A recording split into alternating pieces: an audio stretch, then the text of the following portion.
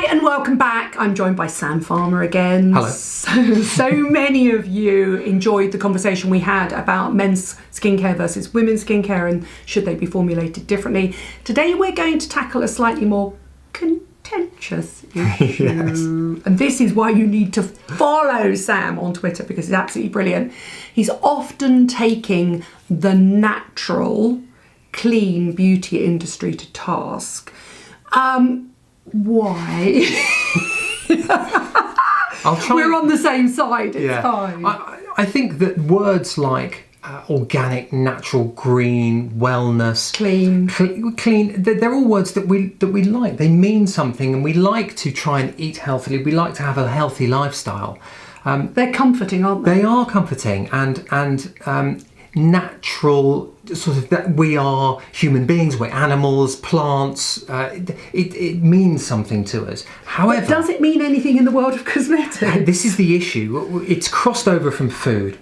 Okay. So, you could grow a cabbage or a carrot in the ground and not treat it with anything and then eat it. And that's perceived to be a very healthy thing. And unfortunately, it's crossed over into the cosmetics industry, and we are not food. We are 100% chemical. Every cosmetic product ever made is 100% chemical. You and I are 100% chemical. We are, from the air we breathe to the water we drink, is all chemicals. And the word chemical is now being misused and leads as being to sort something of fear. Evil. Yeah, and because toxic. chemicals can hurt you as well as keep you alive. And the word toxic and toxin and all these things have crossed over into our industry. And it's unfortunate because we are one of the most heavily regulated industries in Europe. Look at the science, look at the evidence, and use the products that we can use because they're all safe. And the cosmetics legislation was going through a change where it all was that changed EU around. driven? It's all EU wasn't it? driven, Yeah. And we all comply to the same standards throughout Europe. And is it true that the rules, you hear all the scaremongering from the Environmental Working Group and in America, is it true that the rules are more lax in America?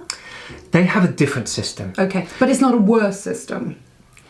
It's a different system. That was very political of you, Sam. So in America, you can bring a product to the market and it's written in law that it must not be harmful to the consumer.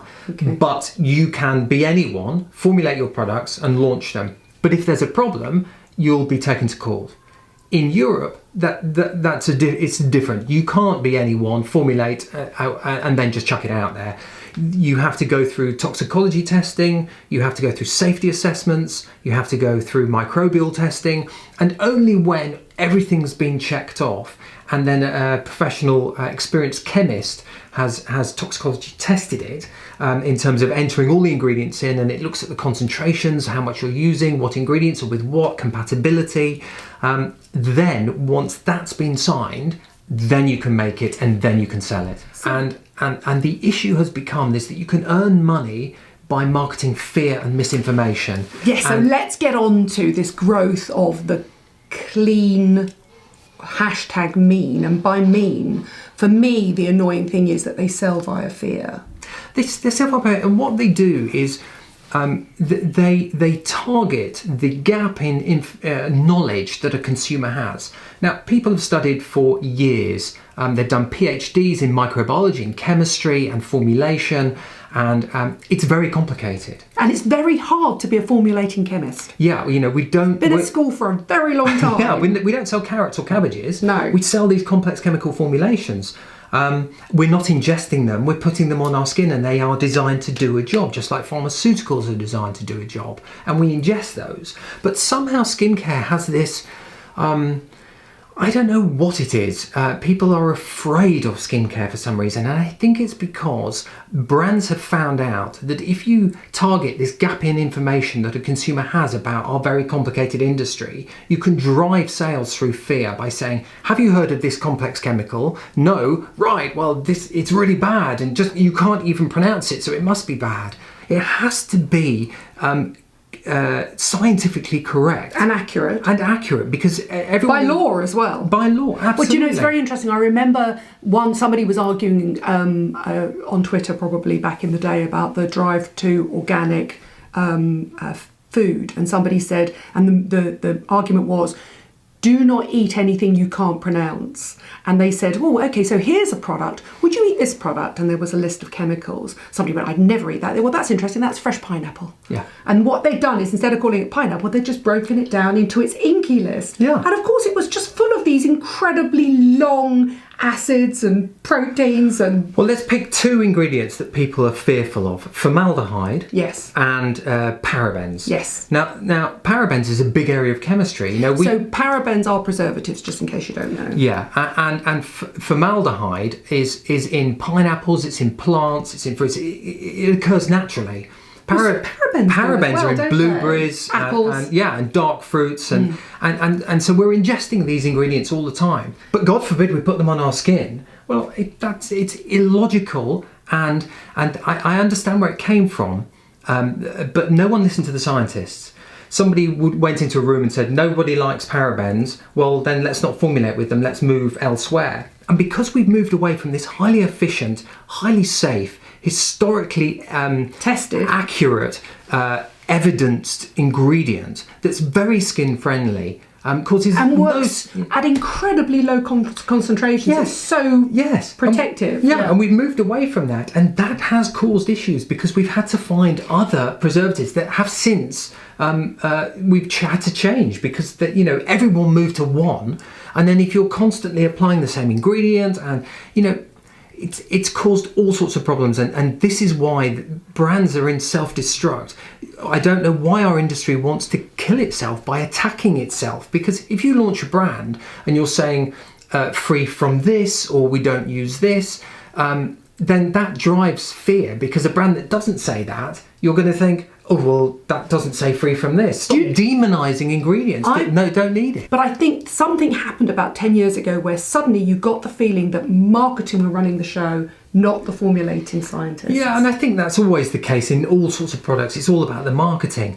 But telling a consumer, saying to we need to formulate for what the consumer wants in terms of safety, is illogical, because the consumer are not chemists. You don't go to a lawyer for medical advice, just as you don't go to your doctor for complex legal advice. So why on earth are we going to the consumer for complex chemical formulation advice? It's completely illogical.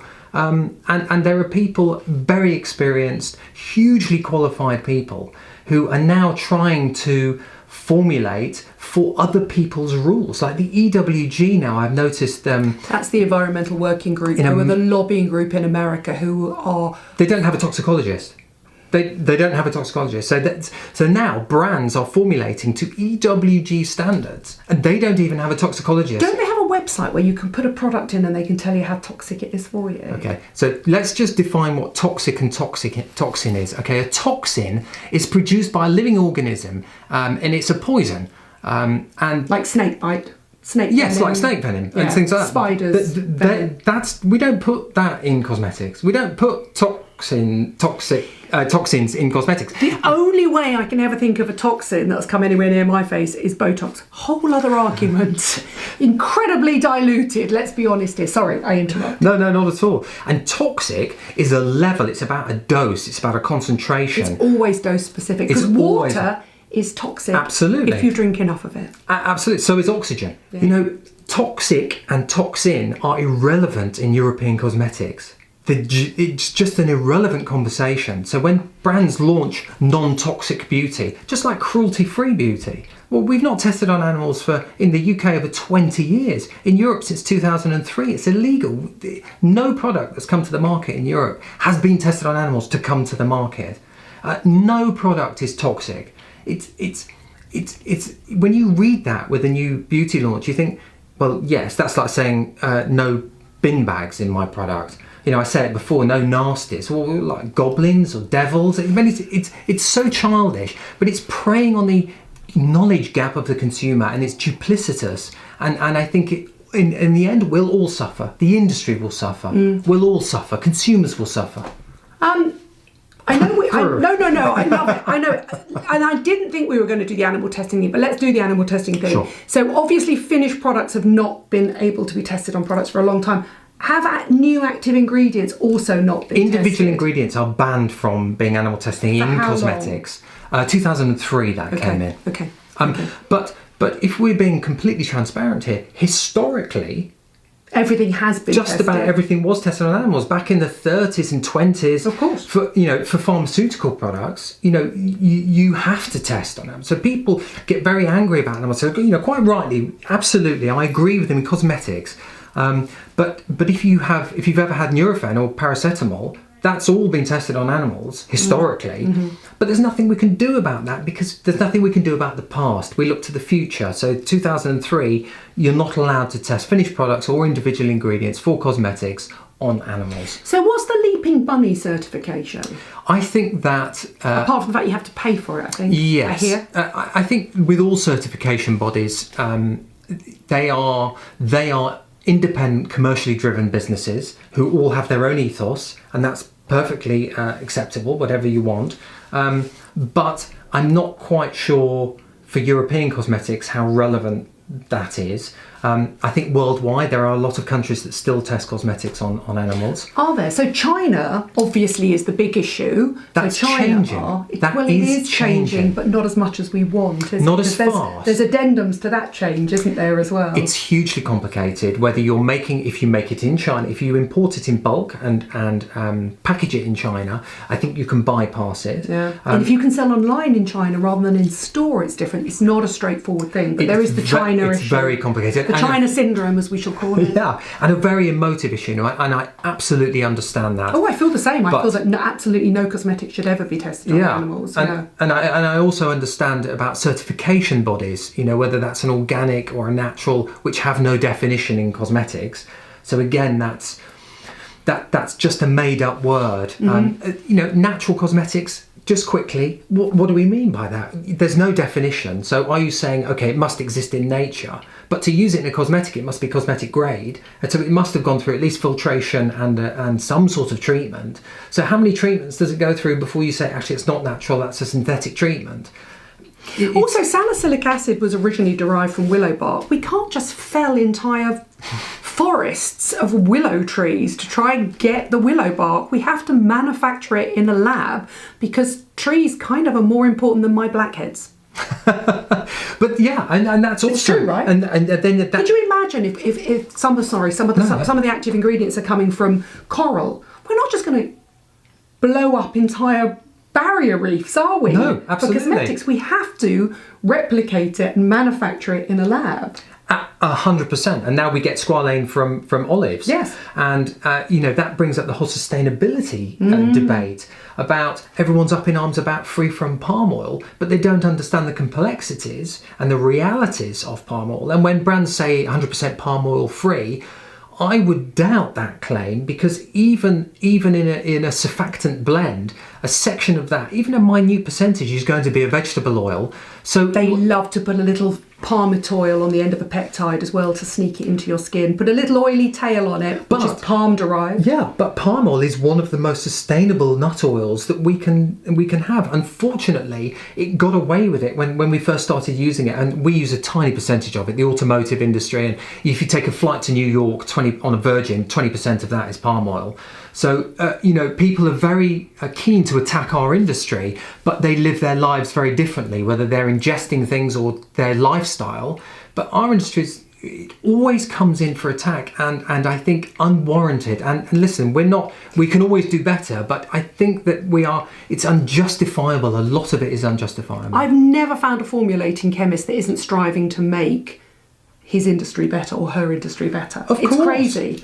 I always say, I said with lovely Michelle from Lab Muffin, I said, what is it about because she's got a PhD in chemistry. I said, what is it about scientists in beauty that you're all painted as Bond villains? Like you should be stroking a white cat and spinning in a chair. It's crazy. Formulating chemists have wives and children and families and husbands and brothers and sisters. They're not trying to poison the world. They formulate for the client. Yes. They're only formulating for what the brand or the client is telling them. And even if the chemist or the scientist says, actually, you do need that because this is... No, I don't...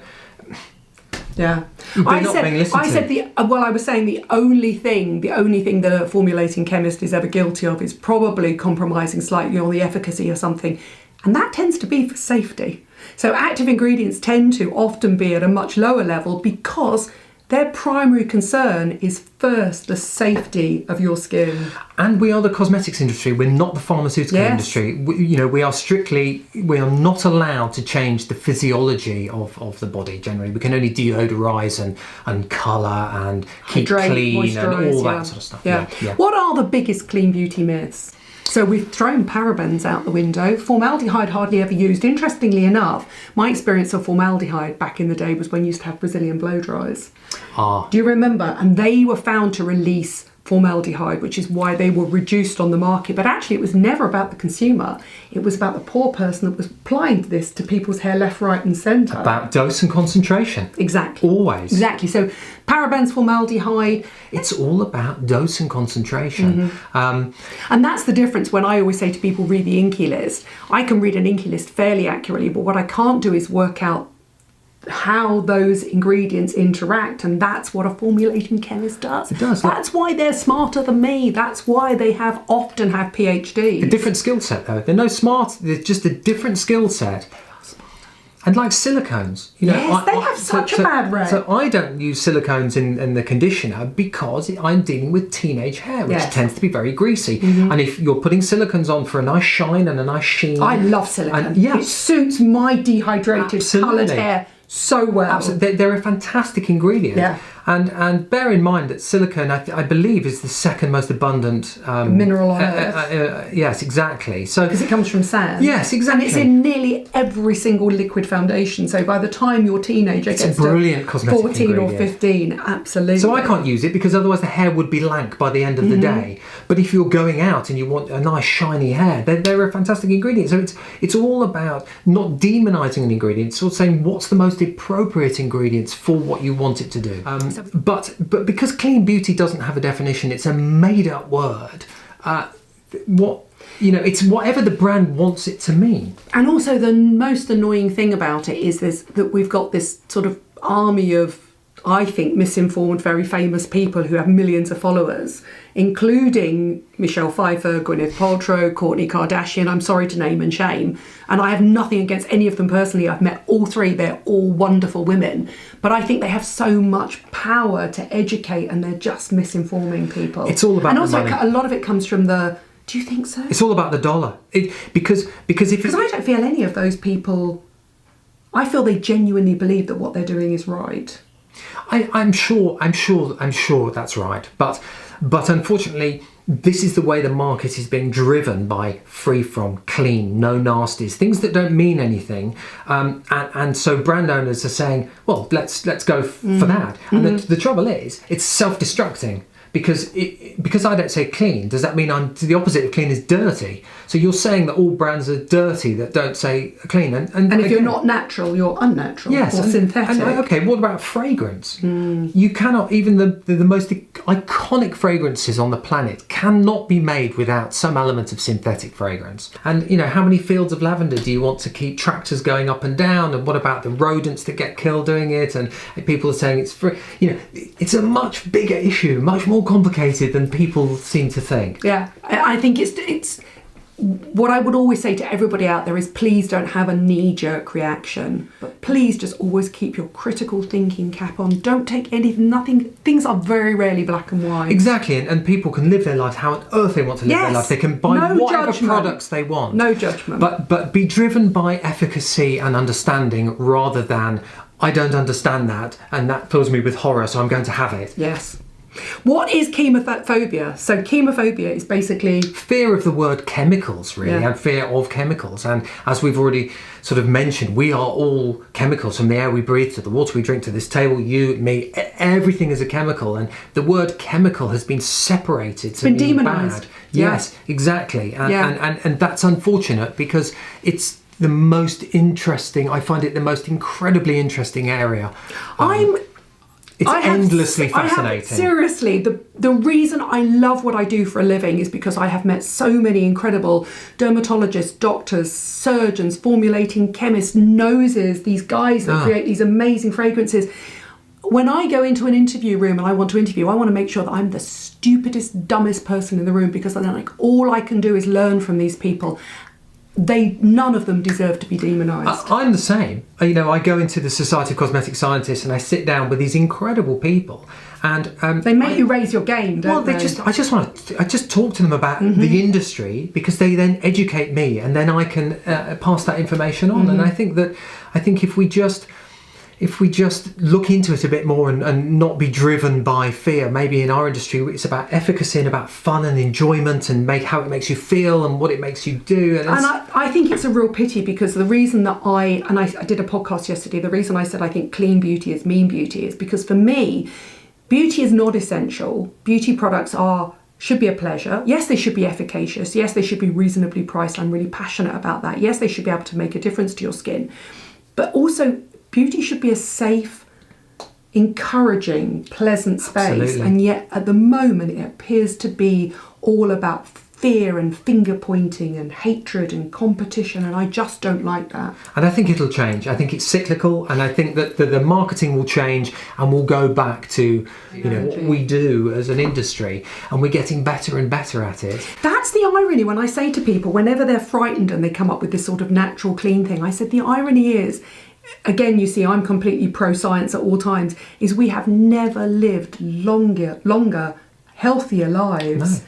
And yet somehow the people that are keeping us all alive have been demonised. Skin products have never been better than they are now. No. And they've never been more efficacious and more reasonably priced. Medicines have never been better and more reasonably priced. We're all living longer, and yet somehow we've turned against the very people that are making these products. I think what's happened is that the industry hasn't helped itself. I think we have to hold our hands up and say that we are to blame for this, because way back we were talking about cashmere technology and things in hair care. Well, we don't have jumpers in our hair care. So I think that the consumers could see that not being truthful, and the hairs went up on the back of their neck. So then we become an industry which isn't trusted. That's so true. And now we're down this road where, okay, they're not trusted because, and so they're trying to be more scientific as an industry, but then the consumer's gone, well, I don't believe that either. So that's genius. You're so right. So we are to blame, and now we're in this self-destruct mode where it's clean, it's organic, it's natural, without saying, actually, this is the ingredient we use, and this is how we process it, so it's safe and efficacious for use in a complex chemical formulation. So you think because the cosmetic industry, at some level, and it does, sells a dream, the consumer felt slightly duped, so they turned against the scientists that create the cosmetics, yes, driven by the organic global movement, probably. Yeah, and the trouble is with selling a dream is that dreams aren't real.